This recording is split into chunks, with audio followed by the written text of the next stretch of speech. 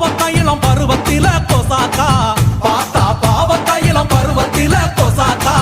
சோக்கா நடக்கும் போது சுத்த வேணும் பூசணிக்கா ஆத்தா கண்டெடுத்த அழகான ஜாதிக்கா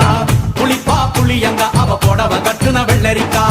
புளிப்பா புளியங்க அவ புடவ கட்டுன வெள்ளரிக்கா